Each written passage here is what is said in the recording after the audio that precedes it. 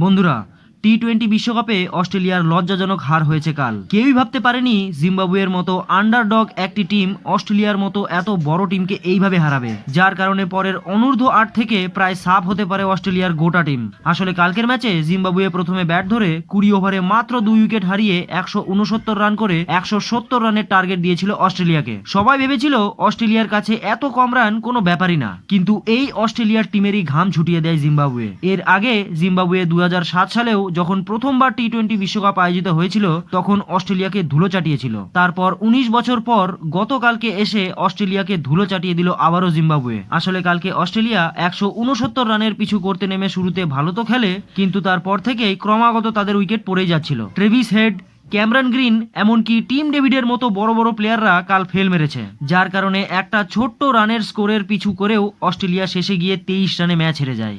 আর মজার ব্যাপার এটাই যে বন্ধুরা, অস্ট্রেলিয়ার সাথে জিম্বাবুয়ের টি-20 বিশ্বকাপে মাত্র ২ বার খেলা হয়েছে, আর ২ বারই অস্ট্রেলিয়া হেরেছে এবং জিম্বাবুয়ে জিতেছে, যার কারণে পয়েন্টস টেবিলে প্রথমে শ্রীলঙ্কা, তারপরে জিম্বাবুয়ে, তারপরে ৩ নম্বর পজিশনে রয়েছে অস্ট্রেলিয়া। এবার অস্ট্রেলিয়া হারে হারে টের পাচ্ছে যে বিশ্বকাপ জিতে তার ওপরে পা রাখার ফল কি হয়। তাই অস্ট্রেলিয়া যদি এখন তাদের বেঁচে থাকা ২টি ম্যাচ জিতেও যায়, তবুও তাদের টপ ৮-এ পৌঁছানো খুব মুশকিল হয়ে যাবে। তবে কাল ভারত আর পাকিস্তানের মধ্যে ধোঁয়াধার ম্যাচ রয়েছে বন্ধুরা, কিন্তু এই ম্যাচে বৃষ্টি কাম খারাপ করে দিতে পারে, কারণ কাল বৃষ্টি হওয়ার সম্ভাবনা রয়েছে, যার কারণে কাল ভারত আর পাকিস্তানের ম্যাচ বানচালও হয়ে যেতে পারে।